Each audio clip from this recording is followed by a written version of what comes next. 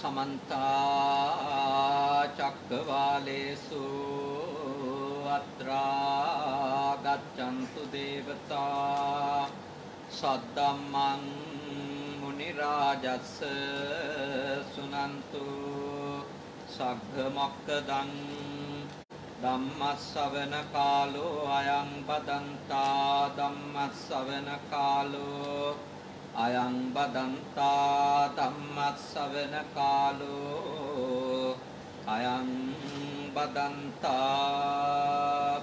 नमो तस् भगवतो अरहतो सम्मा सम्बुद्धस्स नमो तस् भगवतो अरहतो सम्मा सम्बुद्धस्स नमो तस् भगवतो अरहतो सम्मा सम्बुद्धस्स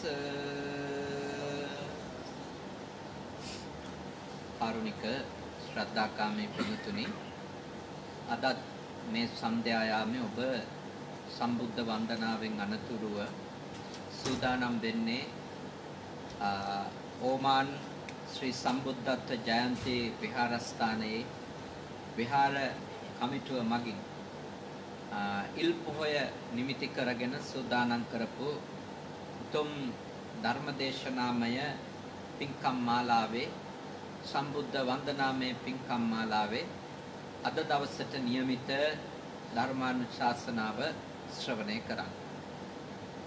අද උදෑසන ඉඳලම බොහෝ පිරිසක් අෂ්ටාංග උපෝසත සීලය සමාදන් වෙලා දාන ශීල භාවනාමය ධර්ම ශ්‍රවණමය මහා පින් කුසල් සිදු කරගනු ලැබුවා.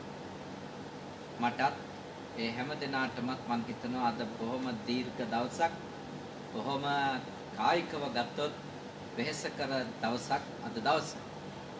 ඒ වුණත් අද සන්ධ්‍යා යාමයේ බුද්ධ වන්දනාවත් සුපුරුදු පරිදි පැවැත්වෙන ධර්ම දේශනාවත් අද දවසෙත් සිද්ධ කරන්නට විහාර කමිටුවේ ගරු සභාපතිතුමන් ප්‍රශාන්ත ගලපති මැතිතුමන් උපසභාපති එරන්ද දසනායක මැතිතුමන් ලේකම් සුදත් විජේසිංහ මැතිතුමන් බණ්ඩාගාරික ප්‍රසන්න හුණුගල්ල මැතිතුමන් සංවිධායකවරිය දේශනා ශාමෙන් මහත්මිය ඒ වගේම අපේ උපකාරක කමිටුවේ කටයුතු කරන මහේෂ් නිලන්ත මහත්මයා වරුණ වීරසිංහ මහත්මයා වගේම මේ විහාරස්ථානයේ උපදේශක කමිටුවේ අපේ පින්වත් මහත්තුරු මහත්මීන්ලා ඒ වගේම ශ්‍රමයෙන් බොහෝ කැපවෙන අපේ පින්වත් පිරිස කල්පනා කළා. ගරුතානාපතිතුමාගේ මඟ පෙන්වීම ඇතුව අනුදැනුම ඇතුව අවසරය ඇතුවයි මේ තානාපති කාර්යාල භූමියේ මෙවැනි විහාරස්ථානයක් පවත්වාගෙන යන්නේ. එම කාර්ය මණ්ඩලයේ අනුග්‍රහය ඇතුව ඊටම් හොඳින් මේ උතුම් පින්කම් මාලාව ඉල් පොහොය නිමිති කරගෙන ඕමානයේ ජීවත් වෙන ශ්‍රී ලාංකික පිරිස වෙනුවෙන් සිද්ධ කරන්නට සහභාගී වන්නට කියලා ආරාධනා කිරීම ගැන අප අතිශයින් සතුටු වෙනවා. ස්තුතිවන්ත වෙනවා විහාර කමිටුවේ සභාපතිතුමා ඇතුළු පින්වත් පිරිසට. අද පින්කමේ දායකත්වයේ දරන අපේ නිශාන්ත මහත්මයා විජේසිංහ මහත්මයා බොහෝම ශ්‍රද්ධාවෙන් සම්බුද්ධ පූජාව සූදානම් කළා. ධර්මදේශනාවේ දායකත්වය අරගෙන ඒ අතු කටයුතු කරනවා. ඔබ වගේම ඊයේ දවසේ පෙරේද දවසේ දසදහසකට අධික පිරිසක් මේ ධර්මදේශනාව අපේ Facebook ගිණුම ඔස්සේ බුද්ධ පුතුන් ඔස්සේ ශ්‍රවණය කළා. අද දවසේ ඒ පිරිස වෙනුවෙනුත් මේ දේශනාව ශ්‍රවණය කරන්නට අපි අවස්ථාව සූදානම් කරලා තිබෙනවා.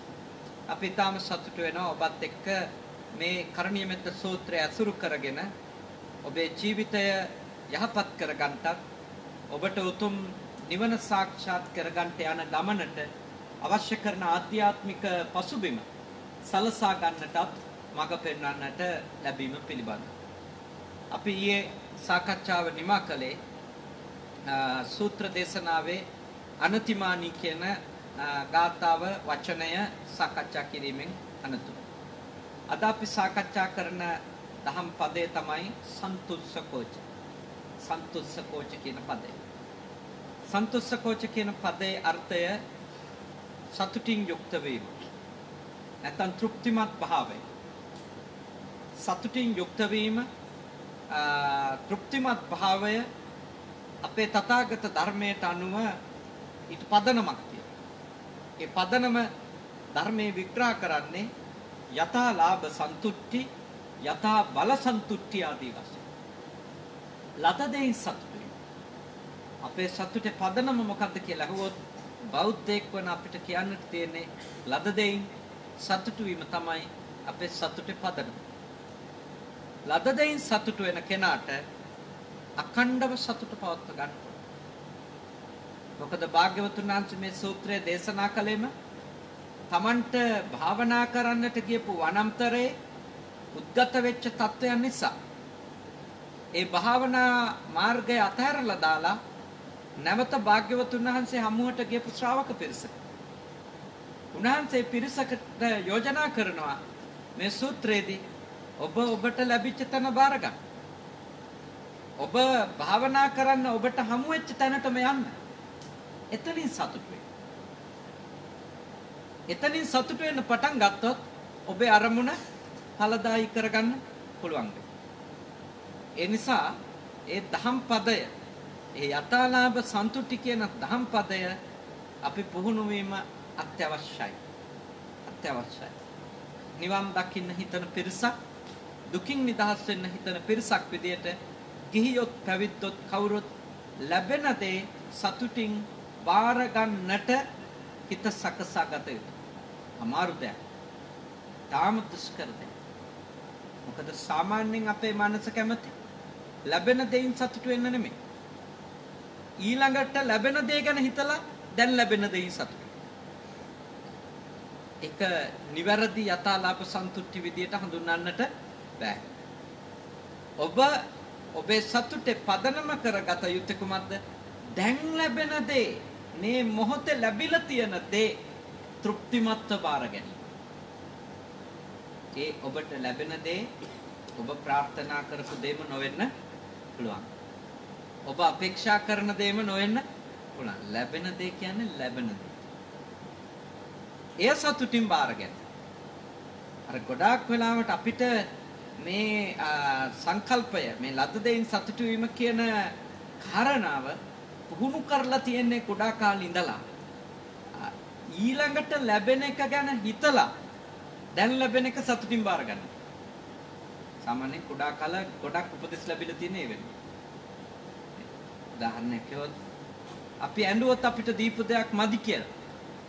එතකොට අපේ දෙමව්පියෝ අපිට දීපු අදහස තමයි ඔයාට ඊට පස්සේදී තව මාසෙකින් තව අවුරුද්දකින් නැත්තම් හෙට ඔయిత වටා හොඳ එකක් දෙන්නම් දැන් ඔයා මේක පාවිච්චි. එතකොට අපි පොඩි කාලේ ඉඳලා පුරුදු වෙලා තියෙනවා ඊළඟ හොඳ එක හම්බ වෙනකම් මේක බාර ගන්න. ඒකින්ද තමයි අපි කිසි දෙයකින් සතුටු නැහැ. මොකද අපි හැමතිස්සෙම ඊළඟ හොඳ එක හම්බ වෙනකම් අපිට බලාපොරොත්තු. ඒක හම්බුනාම සතුටු වෙන්නේ නැහැ. එදාට සතුටු වෙන්නේ ඊළඟ හොඳ එක හම්බ. මං ඔබට යෝජනා කරනවා ලද දෙයින් සතුටු නොවීම නම් කොමක්ද කියලා ඇහුවොත් ඔබට දෙන්න පුළුවන් උත්තරේ තමයි ඊළඟ හොඳ එක හම්බ වෙනකම් දැන් ලැබෙන එකෙන් සතුටු වීම තමයි ලද දෙයින් සතුටු නොවීම. එන්න ඒක හොඳට තේරුම් ගන්න. ඒක අවබෝධ කරගත්තොත් තමයි අපිට ඒ අවබෝධය ඇතුළේනේ අපි සතුටු වෙන්න පටන් ගන්නේ. අවබෝධය නැත්නම් අපි හැමතිස්සෙම සතුට කල් දානවා. සතුට ආයෝජනය කරනවා. සතුට අනාගතයට උරුම එකක් කරනවා. මම ඔබට යෝජනා කරන්නේ බුදුදහමට අනුව මේ මොහොතේ සතුටි. ඔබට එන්න පුළුවන් ප්‍රශ්න කොහොමද සතුට වෙන්නේ? මොකද ජීවිතේ ලාභත් වෙනවා අලාභත්.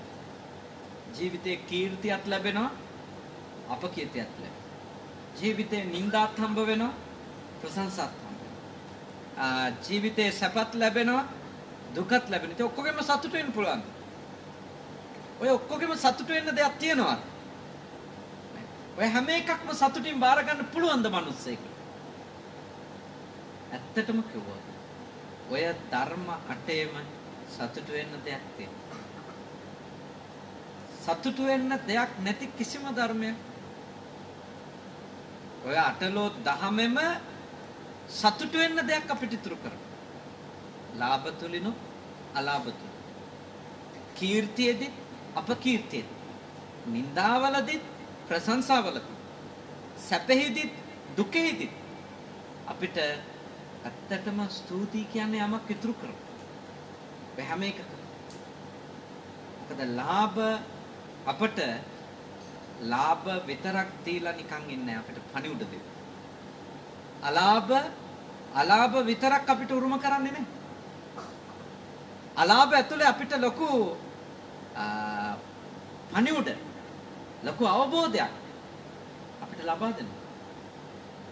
සමහර විට අලාභවලදී ලැබෙන ජීවිත අවබෝධය කවදාවත් ලාභවලදී ලැබෙන්නේ නැහැ. ලාභ ලැබෙන කාලෙට ලැබෙන ජීවිත අවබෝධය අලාභවලදී අත්දකින්න හම්බෙන්නේ නැහැ. ඒ දෙකෙම සතුටු වෙන්න දේවල් තියෙනවා කියන්නේ. එතන බුදුදහමට අනුව අපි අටලෝ දහමෙන් සෑම ධර්මයක් ගැනම අපේ සෝමනස්ස සහගත ඥාන සම්ප්‍රයුක්ත සිතකින් බලන්න. මොකද ධම්නසින් බැලුවොත් ඥාන විප්‍රයුක්ත සිතකින් බැලුවොත් කවදාවත් ඒ ගැන යථාර්ථය අවබෝධ කරගන්න හම්බ වෙන්නේ නැහැ. ලාභ ගැනත් අලාභ ගැනත් අපිට සතුටු වෙන්න පුළුවන් කාරණේ තමයි මේ දෙකෙන් එකක්වත් ස්ථිර නැති බව අපිට අවබෝධ කරගන්න. මේ දෙකෙන් එකක්වත් මම කරගන්න බැරි බව, මගේ කරගන්න බැරි බව, මගේ ආත්මේ කරගන්න බැරි බව, අපේ වසඟයේම රැඳෙන්නේ නැති බව ලාභයත් අපිට කියලා දෙනවා, අලාභයත් අපිට කියලා දෙනවා. ඒකයි හැම එකක්ම සතුටින් බාර ගන්න. අපි ලාභ එක්ක වසඟ වුණොත් කැමැත්තෙන්, අලාභ වලට අකමැත්තෙන් වසඟ වුණොත් ඔය අවබෝධය කවදාකවත් ලැබෙන්නේ නැහැ. වසඟ වෙන්නේ. සම්නසින් නුවණින් තේරුම් ගන්න. සම්නසින් නුවණින් තේරුම් ගන්න. ධම්නසින් ඒව එක්ක ගැටෙන්න එපා. එතකොට තේරෙන්නේ නැහැ දේවල්. එහෙනම් ඔබ හැම කෙනෙක්ම උත්සාහ කරන්නට ඕනේ දේ තමයි ජීවිතේ ලැබෙන දේවල් තෘප්තිමත් වෙපා. එතකොට ඒ සෑම කලවර දෙයක් ඇතුළෙම ආලෝක සම්පන්න දෙයක් තියෙන බව, ආලෝකයේ ඇතුලේ කලවර තියෙන බවත් නේද? දෙකම පවතින්නේ එකක් හේතු කරගෙන ප්‍රත්‍ය කරගෙන කියන එකත් අවබෝධ කරගන්න. ලොකු දැනුමක් වෙනවා. ලොකු ඥානයක් අපිට උපදිනවා, අවබෝධයක් ලැබෙනවා, ලද දෙයින් සතුට වෙනවා. ඒ නිසා මේ දුෂ්කර දෙයක්. මොකද සාමාන්‍යයෙන් ලෝකේ පිළිගත්තු අදහසක් තමයි මිනිස්සු ලැබෙන දෙයින් සතුටු වුණොත් එහෙම ලෝකේ සංවර්ධනය නවතී වගේ. කවදාවත් ඒක එහෙම වෙන්නේ නැහැ. ලද දෙයින් සතුටු මිනිස්සුන්ගේ ගාව තමයි කාර්යක්ෂමභාවය වැඩිම. ලද දෙයින් සතුටු නැත්තම් අපි අතෘප්තිමත් වෙනවා. අපේ කාර්යක්ෂමතාවය බිඳ වැටෙනවා. මම සතුටු නැත්තම් මේ වැඩම කරපු ගමන ගැන මට අද දවසේ මෙච්චර පැය ගාණක් කතා කරන්න බෑ. අද දවසේ මම පැය කීයක් නම් කතා කරලාද? මම තෘප්තිමත් නැත්තම් ඔබලා මුණ ගැහිම ගැන, ඔබලත් එක්ක මේ වගේ ආගමික වැඩසටහනක නියැලෙන්නට අවස්ථාව ලැබීම ගැන මම තෘප්තිමත් නැති වුණොත් මට මේ ලැබෙන අත්දැකීම් ගැන මට මගේ කාර්යක්ෂමතාවය පවත්වා ගන්න බැහැ. මගේ මේ වැඩසටහනට අදාළව ඵලදායීතාවය පවත්වා ගන්න බැහැ. මගේ තෘප්තිමත් භාවය තමයි ඔබට මේ මොහොතේ සජීවීව මේ වැඩසටහන ඉදිරිපත් කරන්න තියෙන ශක්තිය. අන් සතුටු වෙන්න. මේම අවස්ථාවක් ලැබීම.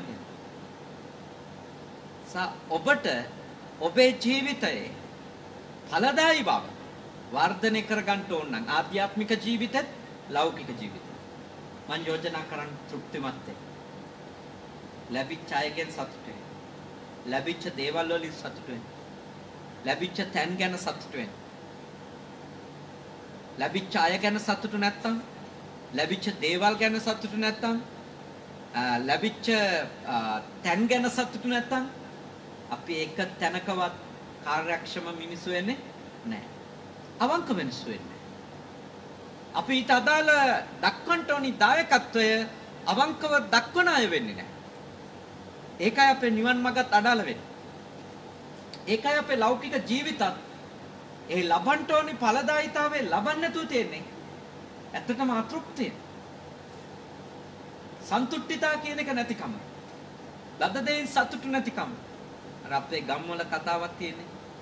අසතුටින් ඉන්න අයගේ අකාර්යක්ෂම බව ගැන හොඳම කියමන ගම්වල මිනිස්සුන් ගාව තියෙනවා. එහෙම ඕනෑවට එපාවට කලකිරීමෙන් වැඩ කරන කෙනෙක් දැක්කම ගම්මැසියෝ කියනවා එයාගේ වැඩ හරියට එපා වාහෙට පොදි බෙදන්න වගේ. නේද? ඒ ගම්වල මිනිස්සු කියනවා. ඒක හරියට හරි. ඒ කියන්නේ සාමි පුරුෂයා එපා වුණාම සාමි පුරුෂයා ගැන කලකිරුණම බිරින්දවරු මේ කැම බෙදනකොට බත්ව්‍යංජන බෙදනකොට ඔහේ බෙදනවා. බෙදන්නම් වාලි බෙදනවා. ඔඩොක්කොට බෙදුනත් එකයි පිඟානට බෙදුනත් එකයි කියලා ඔය දානවන්ති නේද? ඒ කියන්නේ මොකද? අසතුටින් ඉන්න බිරිඳකගෙන් ගෘහ ජීවිතේ කාර්යක්ෂම බවක් අපේක්ෂා කරන්න බෑ. එයා ඒ ෆැමිලි එක ගැන සතුටු වෙනවා. එයාට ලැබිච්ච සැමියා ගැන, එයාට ලැබිච්ච බිරිඳ ගැන. ඔබ කියයි මෙහෙම සතුටු වෙන්නම මිනිහා කියලා. මම ඔබට කියන්නේ ඔය ඉතින් අසතුටු වෙන්න නම් එහෙම කාරණා 100ක් විතර හොයන එක එච්චර අමාරු වැඩක්. එච්චර අමාරු වැඩක් නෙමෙයි. ඒත් මතක තියාගන්න කෙනෙකුට සතුට ඕනි නම් සතුටු වෙන්න හේතුත් හොයාගන්න. සතුටු වෙන්න හේතුත් ඕනි නම් හොයාගන්න. අපිට වෙලා තියෙන්නේ අපි පුරුදු වෙලා තියෙන්නේ වැඩිපුර වෙලාවක් වැඩි අවස්ථා ගන්නක් අපි අනිත් අය ඇසුරු කරද්දී හෝ දේවල් ඇසුරු කරද්දී අපි පුරුදු වෙලා තියෙන්නේ අඩු හොයාගන්න. හිස්තන් හොයන්න. නැති එක හොයන්න. එහෙමනේ අපේ මනස කැමති. අපිට පේන්නේ හැමදාම ඌනතා විතරයි. ඌනෝ ලෝකෝ අතිත්තෝ තණ්හා දාසෝ. තණ්හාවේ වහල්ලු වෙච්ච අපි ඒ ඌනතාවයන්ගෙන් පිරුණු ජීවිතවල තමයි, හිස් බවෙන් පිරුණු ජීවිතවල තමයි ඉන්නේ. ඒ නිසාම අතිත්තෝ අතෘප්තිමත්. ඇතිවීමක් නැහැ. කොච්චර ලැබුණත් ඇතිවීමක් නැතිව තියෙනවා. ඒ බුද්ධ ශාසනය අපිට මඟ පෙන්වන ඔබට මේ ලෝකේ ලැබපු මේ මිනිස්සාත්ම භාවයේ උපරිම ඵලය නෙලන්න නම් දැන් ඔය ලැබිලා තියෙන ටික හොඳටම ඇති කියලා පටන් ගන්න. මනුෂ්‍යාත්මය ලැබිලා තියෙනවා. සත් ධර්මය ඇහෙනවා. සත්පුරුෂයෝ එක්කෙනෙක් දෙන්නෙක් හරි ජීවත් වෙනවා ආශ්‍රය කරන්න ලැබිලා තියෙනවා. කියන දෙයක් තේරුම් ගන්න පුළුවන් විදියට ඉන්ද්‍රියන් ටික වැඩ කරනවා. බුද්ධ ශාසනයක් තියෙන කාලෙක ඉපදිලා ඉන්නවා. දැන් ඔබේ පුහුණුව පටන් ගන්න. එහෙම නැති වුණොත් අපිට ඕනනම් කියන්න පුළුවන්. කොහොම ඉතින් වනපියසකට යන්න විදියක් නැහැනේ. මේ ඕමාන් වල ඉඳන් කොහේ භාවනා කරන්නද? ලංකාවේ හිටියා නම් හොඳට මේ පන්සල් ළඟමයි යයි ළඟම තිබුණා කියලා. යන මිනිස්සු. ළඟ පන්සල් ළඟ ඉන්න මිනිස්සු තමයි යන්නෙම නැති පන්සල්. ඒ නිසා මම ඔබට යෝජනා කරන නැති ඒවා කියව ඉන්න එපා. තියෙන ටිකෙන් ප්‍රයෝජන ගන්න. දැන් මේ වගේ මුස්ලිම් රටක් මේකනේ. රටක් විදියට ගත්තොත් ඉස්ලාම් රටක් නේ. 100% ඉස්ලාම් භක්තිකයින්ට අයිති. රටේ ප්‍රධාන පුරවැසියා ඉස්ලාම් භක්තිකේ රජු. ඔහුගේ යටතේ මුළු රටම තියෙනවා. ඔහුගේ යටතේ තියෙන රටෙත් මෙහෙම පන්සලක් හරි අදා ගන්නනේ බෝධිහාඳුරු කෙනෙක් ඉන්නේ. චෛත්‍යයන් වහන්සේ නමක් වැඩයි. පිළිම වහන්සේ වැඩයි. නේ? මාසයකට සැරයක්වත් කොහොම හරි ස්වාමින් වහන්සේලා වඩම්මන. ත්‍රිපිටක පොත් වහන්සේලා වඩම්මල තියෙනවා. මහා සංඝරත්නය දිගටම තියාගන්න බැරි හින්දා දායකයෝ වියදම් කර කොහොම හරි මාසකට දවස් 3-4ක්වත් ස්වාමීන් වහන්සේ නමක් මේ රටේ වඩා හිඳවනවා. ඉතින් මම ඔබට කියන්නේ මේ පුහුණු වෙනවා නම් මේ තියෙන ටික හොඳටම ඇති. දැන් අද අපි සාකච්ඡා කරා මම පුදුම වුණා මේ වගේ රටක ජීවත් වෙන පිරිසක් වුණා කොච්චර ගැඹුරු ධර්මකාරණා ඒ අය අසුරු කරමින් අපි අද සාකච්ඡා කරපු කාරණාවල බොහොම පුළුල් ඥානයක් මේ සිල්පිරිසත් එක්ක සාකච්ඡා කරද්දි මට තේරුණා මේ ලැබිච්ච අවස්ථාවෙන් මේ අත්ව ප්‍රතිඵල ලබාගෙන. දැන් හාමුදුරු ළඟ නැති වුණා අන්තර්ජාලය ළඟ තියෙනවා. අන්තර්ජාලයට ඇතුල් වුණා පෙළ දහම කියවන්නත් පුළුවන් නේ. සිංහල පරිවර්තන කියවන්නත් පුළුවන්. ඉංග්‍රීසියෙන් බණ අහන්නත් පුළුවන්. සිංහලෙන් බණ අහන්නත් පුළුවන්. කොච්චරනම් අවස්ථා තියෙන්නේ. ලැබෙන අවස්ථාව හරියට ප්‍රයෝජනය ගන්න. ලැබිලා තියෙන අවස්ථා ටික ගැන සතුටු වෙන්න. නැති අවස්ථා ගැන කියන්න එපා. හිතන්න එපා. අඩුව හොය හොය ජීවත් වෙන්න එපා. එහෙම වුණොත් මේ ආත්මේ මේ ගෞතම බුද්ධ ශාසනෙත් මගේ ඇරිලම යනවා. තව තවත් අපායවල වල කරක් ගහම ඉන්න වෙනවා. ඒ නිසා ලැබිච්ච අවස්ථාව මේ හොඳටම ඇති කියලා ඔබ පටන් ගන්න කියලා තමයි මගේ යෝජනාව. උතුම් ධර්මයේ පුහුණුවයි. තමන්ගේ හිත දියුණු කරගැනීම. සතර සතිපට්ඨානයෙහිම සිත පිහිටුවා ගන්නට වෑයම් කිරීම ඔබ කළ යුතුයි. අපි ඒකට තමයි පුහුණු වෙන්න ඕන. ඒ අතරතුරේ ලෞකික සාමාන්‍ය ජීවිතේ උනත් සාර්ථක කරගන්න ඕනි නම් මොකද කරන්න ඕනි? ලැබිච්ච දේ සතුටින් බාර ගන්න. ලැබිච්ච සැමියා සතුටින් බාර ගන්න. ලැබුණු බෙරිඳ සතුටින් බාර ගන්න. මොකද අනිත් එක ගත්තොත් සැමියා සහ බෙරිඳ කියන දෙදෙනා නම් ඔබට සතුටින් බාර ගන්න තව හේතු තියෙනවා. මොකද ඒ ඔබගේ තෝරා ගැනීම නේ. ඒවා කාගේවත් බලහත්කාරයක් විදියට ඔබගේ අතටපත් වෙච්ච නෙවෙයිනේ. දෛවෝපගතව ලැබිච්ච නෙවෙයි. ඔබගේ තෝරා ගැනීම. එතකොට ඔබගේ තෝරා ගැනීමක් ඔබ කරන්නේ අවුරුදු 18ක් 20ක් වුණාම. එතකොට ඒ තෝරා ගැනීමක පරිපූර්ණ දැනුමක් ඇතුව නම් ඒ තෝරා ගැනීම කරේ ඔබ ඒ තෝරා ගැනීමේ තියෙන අඩුපාඩුත් බාර ගන්න ඕනි. හොඳ පැතිත් බාර ගන්න. ඒ දෙකම සතුටින් දරණ කෙනෙක් වුණොත් ඔබට ගෘහ ජීවිතේ ඵලදායී කරගන්න පුළුවන්. ඔබට ලැබිච්ච දරුවෝ සමහර විට ලෝකේ දක්ෂම දරුවෝ නොවෙන්න පුළුවන්. අධ්‍යාපනයෙන් ඉහළටම යන දරුවෝ නොවෙන්න පුළුවන්. හැබැයි ඒගොල්ලෝගේ වෙන දේවල් ඇති දක්ෂකම්. ඒ ටික දියුණු කරන්න. මොකද හැම ළමයාම සයන්ටිස්ට් කෙනෙක් වෙන්නේ නැහැ. හැම ළමයාම මේ ගණිතඥයෙක් වෙන්නේ නැහැ. හැම ළමයාම විද්‍යාඥයෙක් වෙලා හෝ වෙනත් මහා ඉහළට ගියපු කෙනෙක් නොවෙන්න පුළුවන්. සමහර විට ඔබ ගාව ඉන්න දරුවෙක් එයා කලාකරුවෙක් වෙන්න පුළුවන්. ඒ ළමයෙකුගේ තිබෙන ඒ දක්ෂකම් සතුටින් බාර ගන්න. ඒවා දිනු කරගන්න යාට උදව් කරන්න. අර අපි ලෝකේ ඉන්න හොඳම ළමයා අපිට හොයන්න කියොත්, ලෝකේ ඉන්න කීකරුම ළමයා අපිට හොයන්න කියොත්, ලෝකේ ඉන්න දක්ෂම ළමයා අපිට හොයන්න කියොත් අපේ ගේ ඇතුලේ අපිට අපේ ගෙවල් ඇතුලේ ඉන්න ළමයි ගැන සතුටු වෙන්න බැහැ. ඔබට ඉන්න දරුවෝ ගැන සතුටු වෙන්න. ඒගොල්ලෝගේ තියෙන දුර්වලකනුත් ඇති, ප්‍රබලකනුත් ඇති. ඒ දුර්වලකම් තියෙන ඒවා අඩු කරගන්න උදව් කරනවා. හැබැයි ඔබේ දරුවෝ ගැන ඔබ සතුටු වෙන්න. මොකද ඔබට ඔබේ දරුවෝ ගැන තෘප්තියක් නැත්තම් හැමතිස්සෙම ඒගොල්ලොත් එක්ක තීන්දුව ගන්නේ, කතා කරන්නේ ද්වේෂ මූලිකව. එකිනෙකාට කවදාකවත් එකිනෙකා තේරුම් ගන්න අවස්ථාවක් හම්බ වෙන එකක්වත් නැහැ. එහින්දා ඔබට ලැබිච්ච දරුවෝ, ඔබට ලැබිච්ච බිරිඳ, සැමියා, රැකියාව මේව සතුටින් බාර ගන්න. මේව තව ඉහළට ගෙනියන්න ඕන නම් කැප වෙන්න. මේ ලද දෙයින් සතුටු වීම බාරගත්තා කියන්නේ එතනින් එහාට සංවර්ධනය නැවතුව කියන එක නෙවෙයි. එතනින් එහාට දුර්ගුණ අඩු කරගෙන යහගුණ වැඩි කරගන්නත් කැප වෙන්න. හැබැයි දැන්ට තියෙන යහගුණ ගැන සතුටු වෙන්න. දැන්ට ලැබිච්ච කෙනා ගැන, ලැබිච්ච දේ ගැන තෘප්තිමත් වෙන්න. එහි තිබෙන යහපත් පැති ගැන හොඳට නිරීක්ෂණය කරලා තේරුම් ගන්න. එහෙම බැලුවොත් අපි කාටත් ඇත්තටම සතුටු වෙන්න දේවල් මේ ලෝකේ තියෙනවා. මම පුද්ගලිකව විශ්වාස කරන එක තමයි ලද දෙයින් සතුටු වුණොත් එයා සාර්ථක වෙනවම. දැන් මට ලොකු ධර්මඥානයක් නොතිබිච්ච කාලේ තාමත් මම ධර්මය අවබෝධ කරගන්න උත්සාහ කරන කෙනෙක්.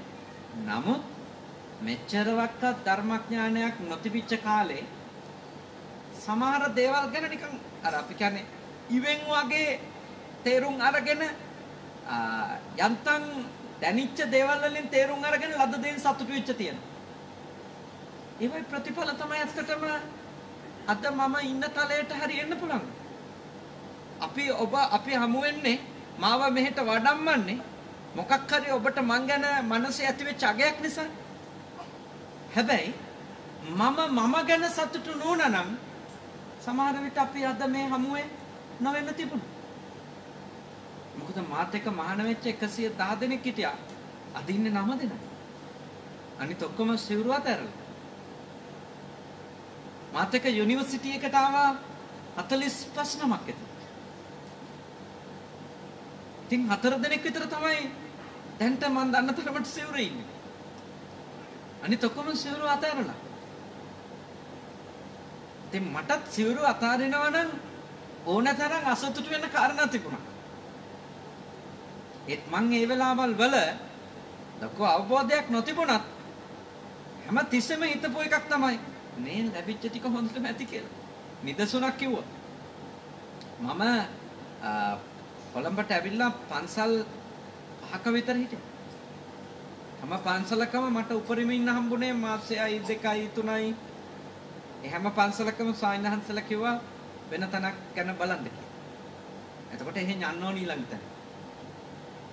දැන් ඔහම චාරිකාවේ යද්දි කුප්පයාවති ජයසේකරාරාමේ.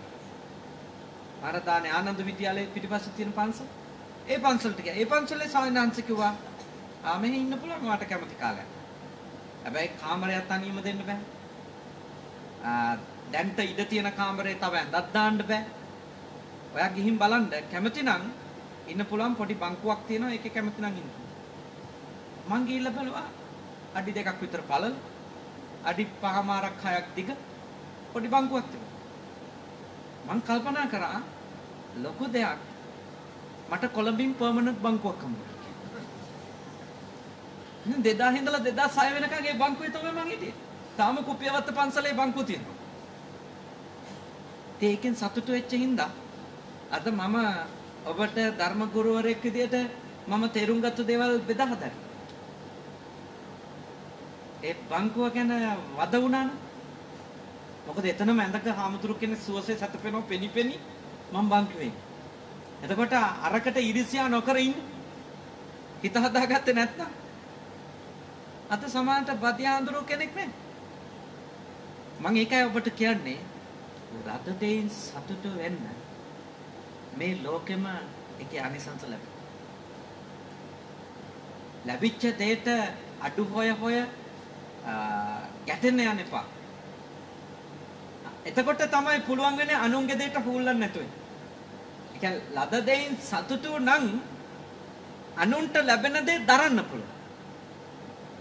ලද දෙයින් සතුටු නැති එක්කෙනාට අනුන්ට ලැබෙන දේ ඉවසන්න බෑ. Tamanට ලැබිච්ච දේ ගැන තෘප්තිමත් කෙනා තමයි අනුන්ට ලැබෙන එක ඉවසන කෙනා.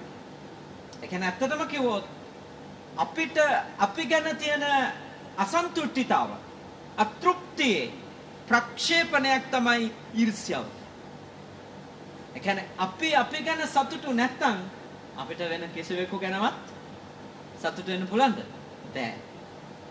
අපිට ලැබිච්ච දේවල් ගැන ප්‍රාමාණිකයි කියලා හිතන්න බෑ නම් අපිට අනිත් අයට ලැබෙන ඒවා බලන් ඉන්න බෑ.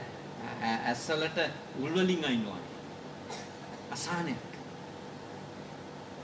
මම ඔබට යෝජනා කරනවා මේක පුහුණු වෙන්න. මේක පුහුණු වුණොත් ඊර්ෂ්‍යාව නැති වෙනවා. ලද දෙයින් සතුටු වෙන පුහුණු වෙනකොට ඊර්ෂ්‍යාව නැති වෙනවා. ඇත්තටම අපේ දියුණුවට ලොකුම බාධාව ඊර්ෂ්‍යාවනේ. ඒක හරි ද්වේෂ මූලිකයි. ඊළඟට අපි හරියට කළගුණ සලකන්න පටන් ගන්නවා. අපිට පොඩි උදව්වක් හරි කරපුව එකෙන් සතුටු වෙලා නම් ඒ උදව්ව ගැන ඒකේ අදහස තමයි ඊළඟට අපි කතඤ්ඤුතා. අනේ මෙයා මට උදව් කරානේ කියන හැඟීමෙන් අපයාට පුළුවන් විදිහට ප්‍රතිඋපකාර.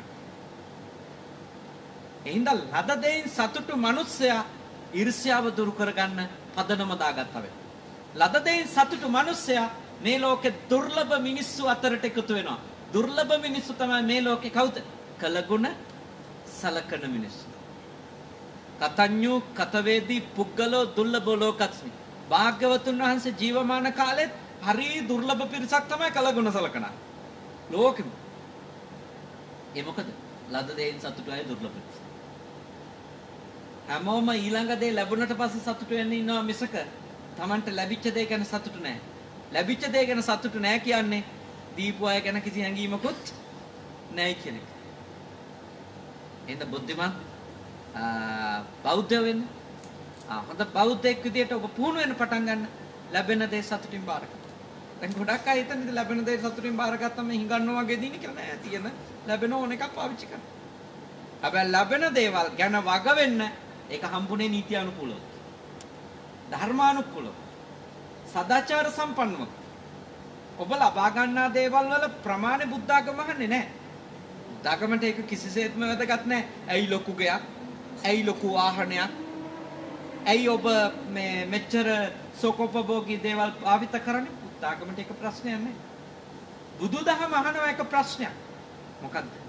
මේක ලබාගත්තු විදිය ඔබට එලිදරව් කරන්න පුළුවන්.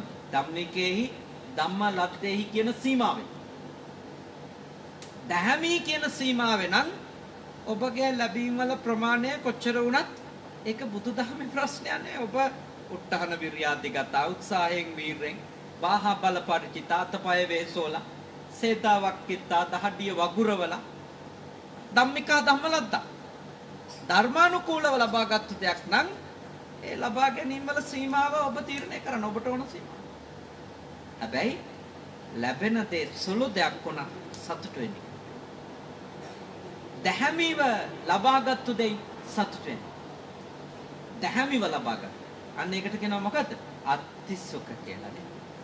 අනන සූත්‍රයේ තියෙන අත්තිසුඛය කියන්නේ දහමීව ලබාගත්තු දෙයක් Tamanට තියෙනවා කියලා දහමීව උපයපු දෙයක් Tamanට තියෙනවා කියලා කෙනෙකුට දැනෙනකොට අත්විඳින්න පුළුවන් සතුටට කියනවා අත්තිසුඛ. එයා තවෙන්දිනවා. බෞද්ධ ගිහියන් ඔබ අතවිඳිනවා. පැවිද්දන්ට ලැබෙන දේ සතුටින් භුක්ති විඳින්න පුළුවන් වෙනවා. එතකොට තමයි ඊර්ෂ්‍යාවෙන් තොර වෙච්ච පිරිසක් සමාජෙ බිහි වෙන්නේ. අනිත් අයගේ සතුටට ගින්දර දාන්න යන්නේ නැති පිරිසක් සමාජෙ බිහි වෙන්නේ. අනිත් අයගේ සතුටට හූල්ලන්නේ නැති පිරිසක් සමාජෙ බිහි වෙන්නේ. තව එක්කෙනෙක්ගේ හොඳක් අගය කරන්න පුළුවන් මනසක් හැදෙන්නේ. නැත්නම් සතුටු නැති කාටවත් අනුන්ගේ හොඳ දකින්න බෑ, පේන්නේම අඩුව. දුර්ගුණ විතරමයි පේන්නේ. එහෙම බෞද්ධයෝ වෙන්න එපා. හොඳ දේ හොඳයි කියන්න හිතේ හයිය තියෙන බෞද්ධයෝ. නරක දේ විතරක් නරකයි කියන්න හිතේ හයිය තියෙන බෞද්ධෙක්. ලද දෙයින් සතුටු මිනිසුන්ට තමයි ඒ ශක්තිය එන්නේ. ඒ පෞරුෂය ගොඩ නැගෙන ලද දෙයින් සතුටු මිනිසුන්. බලාපොරොත්තු අධික මිනිස්සු නරක දෙයටත් හොඳයි කියන. හොඳ දෙයට නරකයි කියන. මොකද හීන වැඩි. බලාපොරොත්තු වැඩි. එතකොට ඔබ නියම බෞද්ධ ධර්මය පුහුණු වෙච්ච කෙනෙක් වෙන්නේ නැතුව යන්න. මම ඔබට යෝජනා කරනවා ඔබේ ගැන ගැඹුරින් හිතන බෞද්ධයෙක් වෙන්න. දෙක. සුබරෝච. සුබරෝච කියන්නේ පහසුවෙන් පෝෂණය කළ හැකි කෙනෙකු බවට පත් වෙනවා. ඒ කියන්නේ ඔබේ ජීවිතය පහසුවෙන් නඩත්තු කරන්න, පෝෂණය කරන්න පුළුවන් එකක් ඔබ තෝරගන්න. ඔබනේ තෝරගන්න එක. ඔබ තෝරගන්න ජීවිතය ඔබට නඩත්තු කරන්න පුළුවන් වෙනවා. මා තෝරගන්න ඕනේ ජීවිතේ මට අසීරතාවයකින් තොරව පවත්වාගෙන යන්න පුළුවන් එකක් විතරයි. මට දරා ගන්න බැරි ජීවිතයක් මම තෝරගත්තොත් මට ණයකාරයෙක් වෙන්න. අනනසුකේ නැති. මට නිවැරදිව ඉන්න බැරි වෙනවා. අනවජ්‍ය සුඛේ නැති වෙනවා. මට දහමිව හම්බ කරන්න, දහමිව ලැබෙන දෙයින් සතුට වෙන්න බැරි වෙනවා. අත්ති සුඛේ නැති වෙනවා. ඊළඟට මට ලැබෙන දේව සතුටින් භුක්ති විඳලා ඉන්න බැරි වෙනවා. භෝග සුඛය නැති වෙනවා. ඒයි මම තෝරගනු ලබන ජීවිතේ මට නඩත්තු කළ නොහැකි එකක් වුණොත්, මට දරාගත නොහැකි එකක් වුණොත් මම අර සතුට සැපය කියන එක අහිමි කරගත්තු කෙනෙක්. අද ඇත්තටම බොහෝ දෙනෙක් Taman තෝරගත්තු ජීවිතේ Tamanට නඩත්තු කරගන්න බැරි තරම් ලොකු එකක් වීමේ ප්‍රතිඵලය ඒගොල්ලෝ සදා ණයකාරයෝ බවට පත් වෙනවා. හැමදාම අසහනෙන් ඉන්න පිරිස බවට පත් වෙනවා. මම ඔබට යෝජනා කරනවා කවදා හරි දවසක ඔබට මේ රට අත්හැරලා යන්න වෙනවා. යන්න වෙනවා කවදා හරි. ඒක දැනගෙන එහෙනම් නේද? මෙහෙන් ගියත් නඩත්තු කරන්න පුළුවන් ජීවිතයක් තමයි ලංකාවේ හදාගන්න සැලසුම. මොකද මෙහෙදී ලැබෙන වැටුප් කවදාවත් ලංකාවේදී ලබා ගන්න හම්බෙන එක නෑ. ලංකාවට ඔබ යනකොට අලුතින් ලොකු වැටුප් හම්බෙන රස්සාවලට යන්න පුළුවන් තත්ත්වයකට ඔබ කායිකව මානසිකව නෑ. එහෙනම් ඔබ දැනගන්න ඕනේ.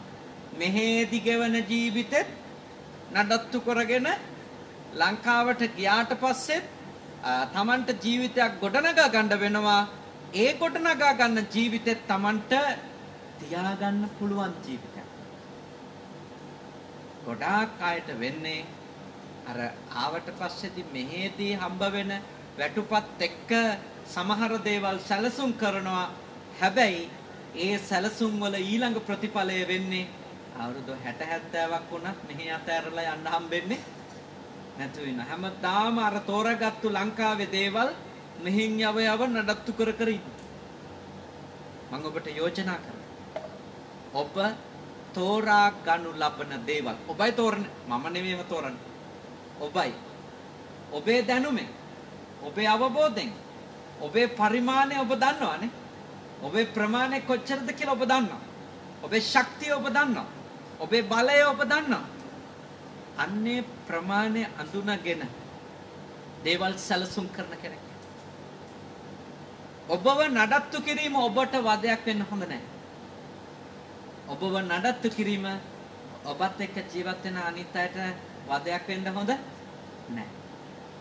එහෙම වදයක් වුණොත් අපිව නඩත්තු කිරීම ඇත්තටම අපිත් එක්ක එකට ජීවත් වෙන්න කාටවත් හරි නැහැකි වෙනවා.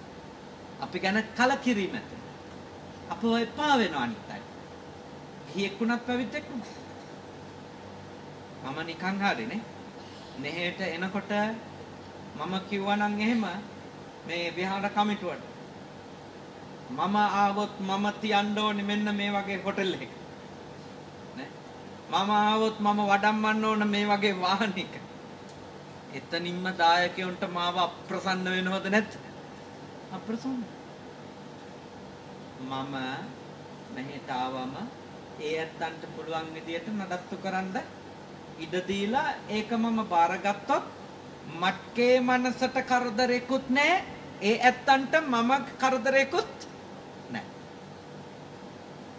නැත්තම් මම ඔබලාට ලොකු ලයිස්ට්ුවක් කිව්වොත් මේක වෙන්න ඕනේ, මේක වෙන්න ඕනේ, මේක වෙන්න ඕනේ. එතකොට හරි අසන්නේ. ඒ වෙනුවට මං විහාර කමිටුවට කිව්වා ඔයාලගේ ලයිස්තුවට මම සූදානම්යි. එතකොට ඒ අයට මාව ලේසි. මටත් ඒ අයත් එක්ක මේ ගෙවන දවස් කීපය ගෙවගෙන යන එක පහසුයි. ඉතින් තාම බුද්ධිමත් වෙන්න. ඔබට යම්කිසි තැනක සැනසෙල්ලේ ඉන්න ඕනි නම් මම යෝජනා කරනවා එතන ඔබව නඩත්තු කර ගැනීම ඔබට පහසු වෙන්නත් ඕනි අනිත් අයට පහසු වෙන්නත් ඕනි. බෞද්ධ භික්ෂූන් වෙච්ච අපිට භාග්‍යවතුන් වහන්සේ දේශනා කළා මොකද අපිට සිව්පස්සේ දෙන ගියෝ. ඉතින් අපේ ජීවිතේ ඔබට නඩත්තු කරන්න පුළුවන් වෙන්නම. එහෙම නැති වුණොත් කරදර ඇත්තටම එහෙම නැතුනොත් අපිට වැරදි කරන්න වෙනවා. දැන් මම තෝරාගත්තොත් එහෙම ඔබට කරදරකාරී ජීවිතයක්. මට ඊට පස්සේ දේශකෙක් වෙනුවට දේශනා විකුණන්නෙක් වෙන්න වෙනවා. දැන් මට මේ රටේවත් ලංකාවේවත් ආවා කියලා මට ඒ ආරාධනා කරපු අයගෙන් රුපියලක්වත් මට ඉල්ලන්න ඕනේ නේ. හැබැයි මට දරා ගන්න බැරි තරම් දේවල් එක්ක මම ඉන්න කෙනෙක් වුණොත් මට සිද්ධ වෙනවා බණකට ආරාධනා කරොත් ඊළඟට මුදල් ණය කරා. ඉතින් ඇයි හාමුදුරු කෙනෙක් එහෙම වෙන්නේ? හොඳට තේරුම් ගන්න. දැන් ගොඩාක් අය හිතන ඇත්තටම ප්‍රසිද්ධ වෙච්ච හැම ආමුදුරු කෙනෙක්ම සල්ලි ඉල්ලනවා කියලා. ගොඩාක් අය හිතනවා මං ඔය බණට එනවා කිව්වම මේ ගොඩාක් අය ඔළුවේ හදාගන්න එක තමයි කීයක් ගන්නවද දන්නේ නැහැ. එහෙම හිතාගන්න. ප්‍රසිද්ධයිනේ. මට බණ ඉවර වෙලා යනකොට මිනිස්සු කී කියා යන්නේව මට ඇහිලා තියෙනවා. බණ ටික නම් හොඳයි 50ක් ගන්න නැති. ඊළඟ හොඳට චින්චමානමිකාව පද හදා යනවා. මට ඇහිලා දෙනවා. මං ඉතින් රියතුරාගෙන් අහනවා එතකොට වාහනේ ගාස්තු කීයක් ගත්තද? එයා කියනවා ආපු දුර අනුව හාමුදුරනේ කිලෝමීටරයට මෙන්න මෙච්චරයි වාහනෙට ගස්තේ. ඒකේ ඒගොල්ලෝ කියන ගණන් වලින් පහෙන් එකක්වත් නැහැ. හැබැයි පද හදන සමහර විට මිනිස්සු එහෙම පද හදන්නේ එහෙම මුදල් අය කරපු අය ඉන්නත් පුළුවන්. එතකොට ඔක්කොම ගැන එහෙම තමයි ගන්නවද? මේ දායකයෝ දන්නා මේගොල්ලෝ මට ආරාධනා කළා කියලා. මේගොල්ලන්ට මම රුපියලක් මට ගෙවන්න ඕනි බවක් කියලා නෑ. අහන්නකෝ විහාර කමිටුව. මං කිව්වා ඔයගොල්ලෝ මට ඉතින් ටිකට් එක දාලා දෙන්න. නේද? ටිකට් එක දාලා දෙන්න මට ඉන්න තැනක් සූදානම් කරන්න. මං ඇවිල්ලා ඔයගොල්ලෝගේ මේ දවස් 4-5 ධර්මයේ කියලා දීලා යන්න. එච්චරයි. ලංකාවෙත් එහෙම තමයි. ලංකාවෙත් බණකට කිව්වම මම කියන්නේ හරි ඔයගොල්ලෝ වාහනේ කාස්තුව ගෙවා ගන්න. ඒක සාධාරණ මුදලක්. එහෙම නැත්නම් බණට සල්ලි ගෙවන්න ඕනේ නැහැ. හැබැයි මට හරි මම තෝරගත්තොත් ජීවිතයක් අදි වියදම් අධික එකක් නේ. එතකොට මේ පැවිද්ද කරදරයක් කියන්නේ. වදයක් ඒ පැවිද්ද. එහෙනම් පැවිද්දෝ වෙච්ච අපිට අනුන්ට වද වෙවි ජීවත් වෙන්න පැවිද්ද වෙන්න බෑ. ඒ කියන්නේ ආමුදුරෝ කෙනෙක් කම් වෙන්න යන්න එතකොට මිනිස්සු බය වෙන්නේ. මොකක් හරි තුන්ඩුවක් දෙයිද කියලා. ඒ වුණාම පන්සල් එපා වෙයි. ඉතින් අපි පුළුවන් තරම් වග වෙන්න ඕනි. අපි අනුන්ගෙන් ජීවත් වෙන නිසාම අපේ ජීවිතේ අපිට නඩත්තු කරන්න පුළුවන් මට්ටමට හදාගන්න. ඉතින් දායකයෝ වාහන අරන් දුන්නම ඒක පාවිච්චි කරගෙන. හැබැයි දායකයෝ ඒ අරන් දීපු වාහනේ පාවිච්චි කරනවා කියලා සීමාවක් නැතුව මිනිස්සුන්ගෙන් සල්ලි ගන්න බෑ. එහෙම කරන්න බෑ. ඒක එහෙම කරොත් වැරදි ආමුතුරු. ඒක තෙල් කුලිය රියතුරාගේ ගාස්තුව ඒ ටික නවතිනවා. වාහනේ නඩත්තු විතරයි. එන පැවිදි ජීවිතෙත් නඩත්තු කරන්න පුළුවන් එකක් වෙන්න. සුබරෝච වෙන්න. ගිහියෝ වෙච්ච ඔයත්න්ගේ ජීවිතත් තෝරගන්න නඩත්තු කරගන්න පුළුවන් එකක් නැත්තම් ඉතින් වැරදි කරන්නම වෙනවා. වැරදි නොකර යන්න බෑ. දැන් රටකට හරි වැරදි පාරවල් වලින් ධනෙ උපයන්න වෙන්නේ ඇයි? සීමාවක් නැති තරම් දේවල් ඒ රටට තෝරගත්තොත් නේ. ඒ රටට දරන්න බැරි දේවල් ඒ රට කරන්න ගත්තොත් මොකද වෙන්නේ? ණය වෙන්නේ. ණය ගෙවන්න බැරි වුණාම ඊළඟට වැරදි ව්‍යාපාරවලට යමු වෙනවා. අධාර්මික තැනට යනවා. දැහැමිව ඉන්න බැරි වෙනවා. වැරදි කරන තැනට පුද්ගලිකව කෙනෙක්පත් වෙන්නේ. රටක් විදියටපත් වෙන්නේ. දරන්න බැරි දේවල් තෝරගන්න. එහෙනම් මම යෝජනා කරන ඔබට යහපත් ජීවිතයක් ගෙවන්න ඕනි නම් ඊටාම වාසනාවන්ත ලෙස මිය යනකම් අනුන්ට කරදරයක් නැති ජීවිතයක් ගෙවන්න ඕනි කියලා හිතනවා නම් තෝරා ගැනීම වලදී බලන්න මේ තෝරාගන්නේ ආශාද, මේ තෝරාගන්නේ උවමනාද, මේ තෝරාගන්නේ අවශ්‍යතාවද? හොඳට බලන්න. ආශාද, උවමනාද නේද? නැත්නම් අවශ්‍යතාව. ඔයින් ඔබෙත් මගේ ප්‍රමුඛත්වයේ ලැබිය යුත්තේ කුමකටද? අවශ්‍යතාව. උවමනා හෝ ආසා සපුරන්න සමහර විට අපිට මේ ලෝකේ තියෙන ධනය මදි වෙයි. අවශ්‍යතාවලින් needs වලින් නේද? තෘප්තිමත් වුණොත් අපිව නඩත්තු කිරීම කාටත් ලේසි. ඇත්තටම අපිට තෝරගන්න ජීවිතත් එක්ක තමයි අමාරුවේ වැටලා තියෙන්නේ. අපේ මව් රට අමාරුවේ වැටලා තියෙනෙත් ඒකයි. පුද්ගලිකව ගත්තොත් රටේ ඉන්න මිනිස්සු පුද්ගලිකව අමාරුවේ වැටලා තියෙන්නේ ඔය ප්‍රශ්න. ඇත්ත ප්‍රශ්න අපිට ඉතින් බනින්න පුළුවන් අර ගොල්ලෝ හින්දා මේගොල්ලෝ හින්දා කියලා. නමුත් රටක් විදියට පොදුවේ අපි තෝරගෙන තියෙන දේවල් අපිට දරා ගන්න පුළුවන් දේවල්ම නෙමෙයි. ඒ නිසා අපි ණයකාරකමේ පරිමේට ගිහින් අන බිලියන 17 කොහෙද ජනවාරි වල ගෙවන්න තියෙනවලු. හිතන්න බැරි ණයකම. ඒවා එන්න ඒ ණයකඳු වැඩි වෙන්න රටම අධාර්මික වැඩවලට යොමු වෙන්න වෙන.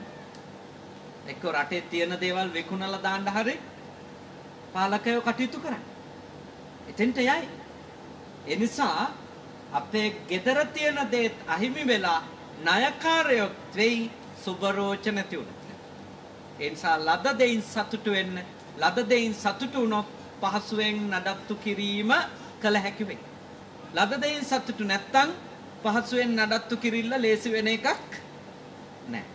පහසුවෙන් නඩත්තු කළ හැකි, පහසුවෙන් පෝෂණය කර හැකි ජීවිතයක් උදා වෙන්නෙම කාටද? ලද දෙයින් සතුටු කෙනාට. දරුවෙක් හරි පහසුවෙන් පෝෂණය කරන්න පුළුවන් කරගන්න නම් ඒ දරුවට කුඩා කල ඉඳලා ලැබෙන දේ සතුටින් බාර ගන්න උගන්වන්න. දැන් මා පොඩි අඳුරලත් සු දෙනෙක් හදාගෙන යන්න. මම ඒගොල්ලන්ට කියලා දෙනවා කැමති වුණත් අකමැති වුණත් ඒකෙච්චර වැදගත් කාරණයක්කට ගන්න නැතුව මේක තමයි ඔයාට උරුම දේ මේක බාර ගන්න කියලා ඒගොල්ලන්ට කියනවා. ඒ හින්දා තමයි 80ක් නඩත්තු කරන්න ලේසි. පොඩි හඳුල්ලා 80 දෙනෙක් නඩත්තු කරන එක කොච්චර දුෂ්කරද? දැන් ඔබලාට ගෙදර දරුවෝ දෙන්නෙක් නඩත්තු කරන කොච්චර වේදන් යනවා? ඇත්තටම කිව්වොත් ගොඩක් වෙලාවට ඔය නඩත්තුව අපහසු වෙලා තියෙන්නේ ඒගොල්ලන්ට අපි කුඩා කාලේ ඉඳලා ලද දෙයින් සතුටු වෙලා තියෙන එක පරිමහ ගන්න උගන්නලා නැති නිසා. දැන් මට පණට ලැබෙන පිරිකර ටිකෙන් එනනේ ඉතින් ඔය 80ක් හදන්නේ.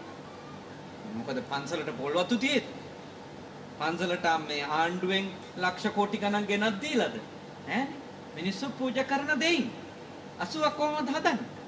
අපි උගන්වනවා ලැබෙන දෙයට හිත හදන්න.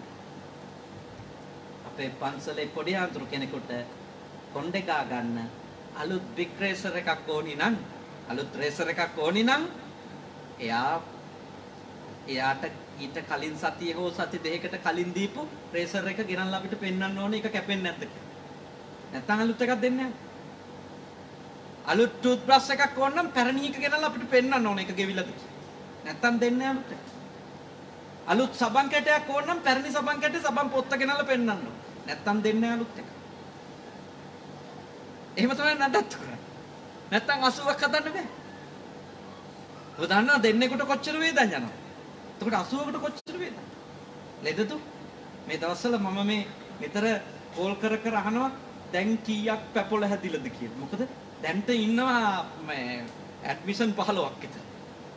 පැපොල. හැම මාසෙම බෝ වෙන රෝග. හැම මාසෙම විවිධ රෝග පීඩා. හැබැයි ඒ ඕන එකකට මූණ දෙන්න පුළුවන් මොකද කරන්න ඕන? ඒගොල්ලන්ට උගන්වන්න ඕන ලද දෙයින් සතුට. දාන ටික බෙදා ගත්තත් ඉවර වෙනකන් වළඳන්න අපි පුරුදු කරනවා. එක බත් ඇටයක් විසික් කරන්න දෙන්න. බෙදා ගත්තා නම් වළඳන්න. ඒවා පුහුණු කරාම හරි ලේසි ඒගොල්ලෝ නඩත්තු කරනවා. නාස්ති කරන්න බෙදා ගන්න දෙන්න. බෙදා ගත්තොත් ඔක්කොම වළඳින්න. එයාට බෙදා ගන්න දෙනවා. මම ඔබට යෝජනා කරන්නේ ඔබලාගේ දරුවෝ නඩත්තු කිරීම අමාරු වෙලා තියෙන්නේ අන් කිසිවක් නිසා නෙවෙයි. ඔවුන්ට ඩිසිප්ලින් එකක් හදලා නැහැ. ගොඩාක් ගෙවල් වල ප්‍රශ්නේ. එතකොට ඒගොල්ලෝ නාස්තිකාරයෝ. ඔබලා හොඳට ඔබලාගේ දරුවෝ ලද දෙයින් සතුටු වෙමින් නාස්තිකාරකම් වලින් තොරව ජීවත් වෙන හැටි කියලා දෙන්න. ඇත්තටම කියනවා නම් සිංහල බෞද්ධ අයට තියෙන ආර්ථික අර්බුදත් එක්ක දැන් ඒ අතන්ට හරි දුෂ්කර වෙලා තියෙනවා දරුවෝ දෙන්නෙක් තුන් දෙනෙක් හදාගන්න එක.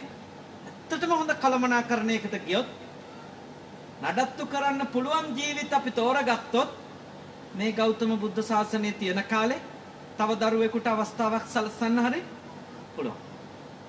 පුළුවන්. අමාරු දේවල් නෙමෙයි. ඒත් අපි කළමනාකරණය. ඒ නිසා පහසුවෙන් පෝෂණය කළ හැකි නඩත්තු කළ හැකි ජීවිතයක් ඔබ උදා කරගන්න කියන එක තමයි සුභරෝච කියන ධර්ම කරුණේ අර්ථය. තුන්වෙනි කාරණය. අප්පකිච්චෝච අද කතා කරන අන්තිම කර්ම අප්පකිච්චෝච එකවේ අල්ප කෘත්‍යතාව සීමාව ඉක්මවලා වැඩ පටලවගත්තු කෙනෙක් වෙන්න එපා.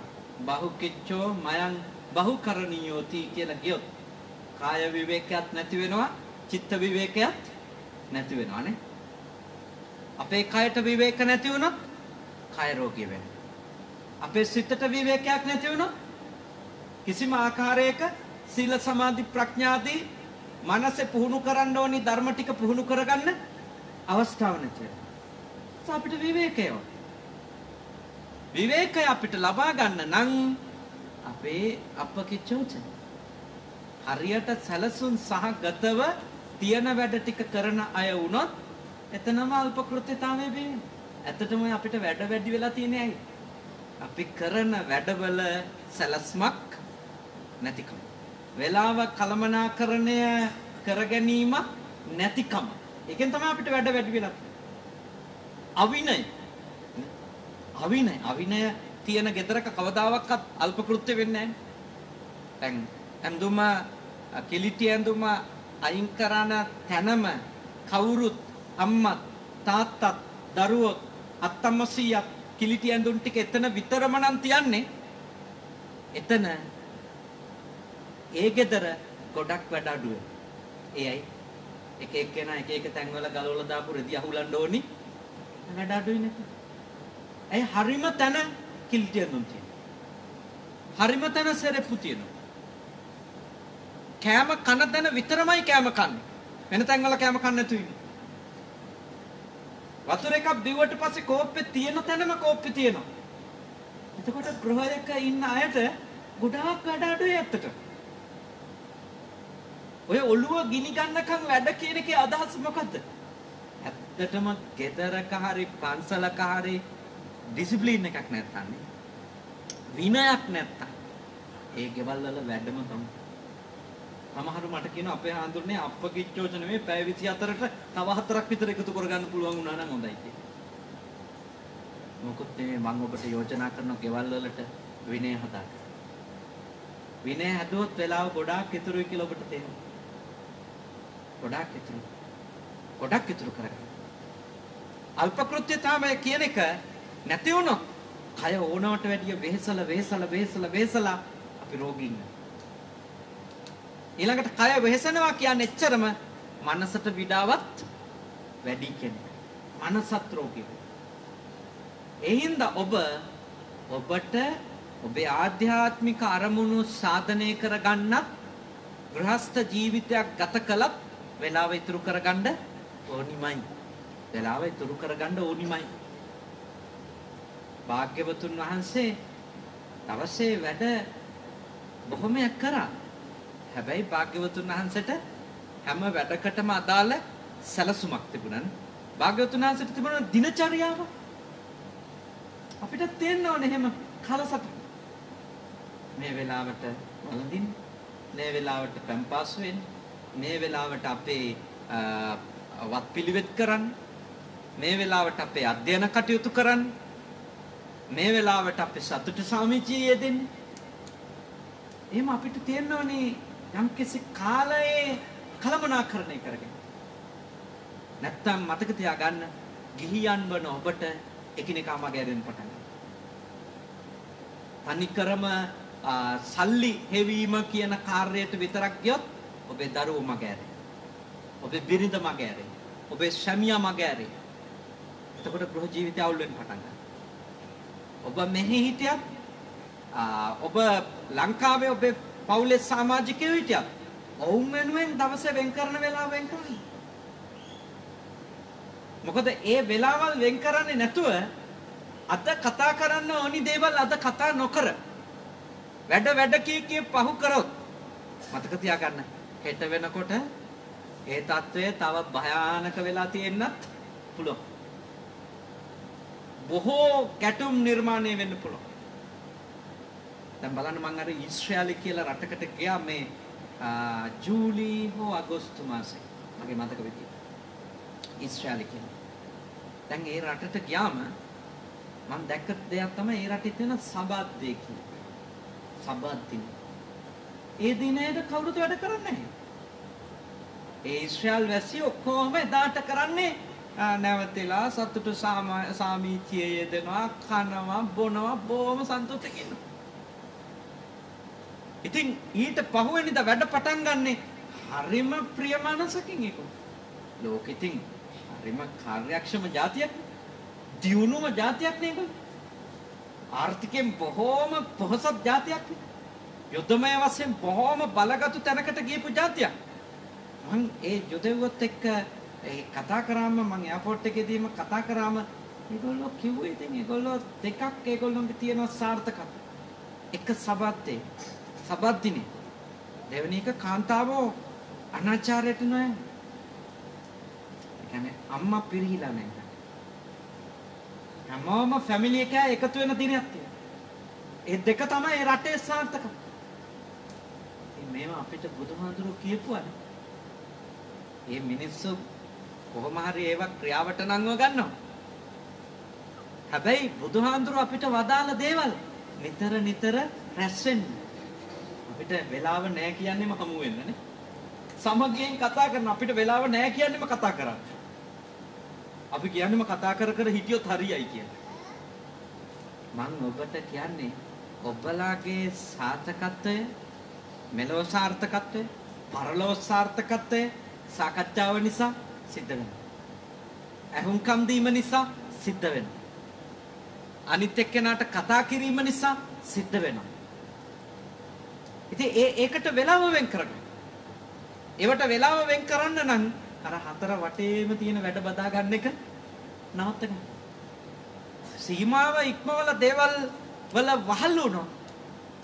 බහුකිච්චෝ මයම් බහුකරණී. මට ගොඩක් වැඩ කිය හැමතිස්සෙම මගේ මතක තියාගන්න. සමහර දේවල් ඕනවට වඩා මගහැරිලා ගියොත් ආයේ නිවැරදි කරන එක ලේසි වෙන එකක් නෑ. ආයේ ගොඩක් දුර ගියාට පස්සේ ආයේ ඒවා එකතු කරන එක ලේසි වෙන එකක් නෑ ලෞකික ජීවිතේ උන. ආධ්‍යාත්මික වුණත් එහෙම. මේ ධර්මයේ එහෙම දවසකට විනාඩි 10ක් 15ක්වත් අහන්න නැතුව මගහැරි යනව නේද? මතක තියාගන්න ඊට පස්සේදී ඇහෙන්නෙම නෑ. වෙලාවල් හැදෙන්නෙම නෑ. දැන් මට පණ ගිහින් ඉන්නේ මේ විදියට. හැබැයි මේ මොනවා වුණත් නිදා ගන්න කලින් විනාඩි 40 බණාන එක නම් නවත්තන්න. මොකද මම දන්නවා අද අතෑරියොත් හෙට හිතෙනවා අනිද්දමහන්. කොච්චර දේ තිබුණත් මගේ අවශ්‍ය දෙයට මම වෙලාව වෙන් කරන්න. මගේ අවබෝධය. මගේ හිත සුවපත් කර ගැනීම. අවශ්‍ය කරන වෙලාව මං හදන්නවා. ඒ නිසා මම ඔබට යෝජනා කරනවා ඔබගේ චිත්ත පාරිශුද්ධියට වෙලාව වෙන් කරන්න නැතුව ඉන්න එපා. ඔබගේ කයට උවටන් කරන්න වෙලාව වෙන් නොකර ඉන්න එපා. මොකද කය ගැන වග වෙන්න ඕනේ ඔබ. මොකද කය අනිත් එකක් ඉක්මනට ලෙඩ වෙනවා. මොන වැඩ තිබුණත් මම ඒ අතරෙත් මේ මහතුරුන්ගෙන් මතක් කර බේට් ටික ඉල්ලම් බොන. මොකද හේතුව? ඒ කයට උපස්ථානෙ නොදුන්නොත් ඒකට වෙලාව වෙන් නොකර වැඩ කියා හිටියොත් එහෙම අවශ්‍ය ඒ ටැබ්ලට් එක ගන්නේ නැතුව ඉවර තමයි. මග හැරෙන්න බෑ. අපි හැම වැඩකටම අවශ්‍ය වෙලාව වෙන් කරන්න. ඒකට අපි කැප වෙන්න ඕන. ඒකට අපි අපේ දායකත්වය දක්වන්න ඕනි. එතකොට තමයි අපේ ආධ්‍යාත්මික ගමනත් සාර්ථක වෙන්නේ. අපේ සාමාන්‍ය ජීවිතයේ දේවලුත් සාර්ථක වෙනවා. ඕනවට වඩා සීමාවක් නැතුව දේවල් වලට ආස වුණාම වෙන්නේ ඒකේ විතරක් ඇලි ඉන්නව මිසක අනිත් දේවල් ගැන කිසිම තැකීමක් නැති වෙලා. ඔය කාරණා තුන ප්‍රමාණ. මොකද්ද? සන්තෝෂකෝච්ච, ලද දෙයින් සතුටු වීමත්, සුභරෝච්ච, නඩත්තු කළ හැකි ජීවිතයක් උදා කර ගැනීමත් ඔය දෙකේ ප්‍රතිඵලයක් විදියට අප්ප කිච්චෝචනේ. අල්ප කෘත්‍යතා. මොකද ලද දෙයින් සතුටු නොවන කෙනෙකුට පහසුවෙන් ජීවිතේ නඩත්තු කරන්න හම්බෙන්නේ නැහැ. පහසුවෙන් ජීවිතේ නඩත්තු කරගන්න බැරි අයටත් ඉතින් වැඩ අඩු කරලා හරියන්නේ නැහැ. මොකද එයා තෝරගත්තු ජීවිතේ හැටියට පැවිදි අතර මදි වෙනව තමයි. ඒක ඇත්ත. ඒ නිසා මම ඔබට යෝජනා කරනවා ඔබත් මමත් බෞද්ධ. අපිට තියෙන එකම වැඩේ මේ ලෝකේ මේ සල්ලි අම්බ කර කර ගොඩ නැගිලි නඩත්තු කර කර ඉන්න එක විතරක් නෙමෙයි. එකක් ජීවිතේ. ඒක එකක්. අපි අපේ වැඩෙත් කරගන්න. මොකද අපි මුළු ලෝකෙටම පහන් වෙලා අපිට අඳුර වුණොත් මොකටද ලැබපු අනුසාත්මනේ? එතකොට මොකද්ද අපි කරගෙන අන්තිමට හුහුල්ල මැරෙන්න මේ? කෝපෝව ගාවෝ ගණයම් පරේසං නභගවා සාමඤ්ඤසෝති. බුදුහාමුදුරුවෝ වදාලා එයා හරියට අනුන්ගේ හරක් දක්කපු ගෝපල්ලෙක් වගේ කියලා. මේ මහානකමේ ඵලය ලැබපු නැති කෙනෙක් වෙනවා. මම කී කියොත් මං ඉතින් හරියට බණ කිව්වා. ඒ හින්දා භාවනා කරගන්න බැරි වුණා. මට ධර්මයක් පුහුණු වෙන්න බැරි වුණා. මිනිස්සු වෙනුවෙන් ගෝලයෝ වෙනුවෙන් කැප වෙවි හිටියා. එහෙනම් මං ගැන තේරුම් අරගෙන නැතුව නිකම් මෝඩෙක් වගේ වැඩ කළා. මම මගේ වැඩේ කරගන්න. ඒකට මට විවේකය. ඒ විවේකය කවුරුත් හදලා දෙන්නේ නැහැ. මම හදාගන්න. මට විවේකය මං හදාගන්න. ඒකට නම් බහුකිච්ඡතාවයෙන් කැළවෙන්න ඕන. කරන වැඩ ටික පිළිවෙලට කරාම ප්‍රශ්නේ නෑ. මං වෙනුවෙන් වෙලා වෙන් කරන එක අමාරු නෑ. හොඳයි. ඊටාම ශ්‍රද්ධාව. මේ කරුණු තුන ඔබ ඉගෙන ගන්නට යෙදුණා. අද දවසේ මේ උතුම් පින් කටයුත්ත සිදු කරද්දී දායකත්වය අරගෙන කටයුතු කළා නිසාන්ත මහත්මයා විජේසිංහ මහත්මයාණන් ඊටම ශ්‍රද්ධාවෙන් මේ උතුම් පින් කටයුත්තේදී දායකත්වය අරගෙන කටයුතු කළා.